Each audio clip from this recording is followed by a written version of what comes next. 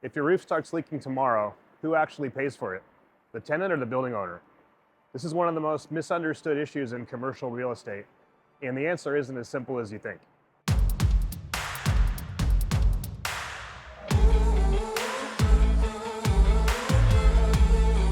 If you manage commercial property, own a building, or lease space for your business, you need to understand who's responsible for roof repairs before there's a problem. Because once water is coming through the ceiling, it's already too late to debate the lease. Let's break it down clearly. It all comes down to the lease in commercial real estate. Responsibility for roof repairs is determined by the lease agreement. There's generally three types of leases we see: a gross lease, a net lease, and a triple net lease. Each one handles roof responsibility differently. Under a gross lease, the landlord is typically responsible for the structural components of the building. That usually includes the roof, tenant pays rent, and the owner handles maintenance and major repairs. In this situation, roof leaks, aging systems, and major roof replacements typically fall on the property owner. Net and triple net leases. This is where things get interesting.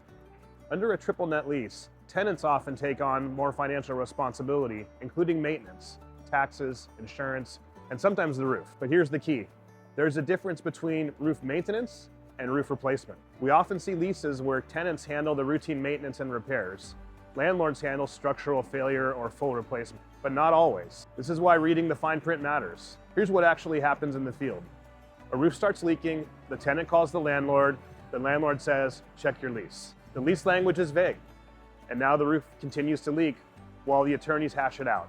Meanwhile, inventory gets damaged, tenants get frustrated, businesses lose revenue, and what could have been a small repair becomes a major issue. If this kind of content is helpful, make sure to like and subscribe. We release weekly education to help property owners avoid expensive mistakes. What tenants should know. If you're a commercial tenant, don't assume the landlord covers everything.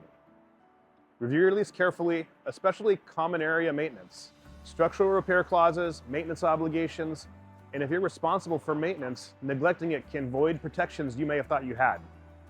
We've seen tenants become liable simply because routine maintenance wasn't performed. If you're a property owner, even if your lease shifts responsibility, the building is still your asset. Deferred maintenance lowers property value. It increases liability risk. And in Southern California, water intrusion can quickly turn into structural and mold issues. Proactive inspections protect everyone. So, are commercial tenants responsible for roof repairs? Sometimes yes, sometimes no. But always it depends on the lease. The worst time to figure it out is during a storm. If you want clarity on your roof's condition before it becomes a legal issue, reach out to SBR Roofing. We specialize in commercial roofing systems across Southern California and help property owners make informed decisions, not reactive ones. We'll see you on the next one.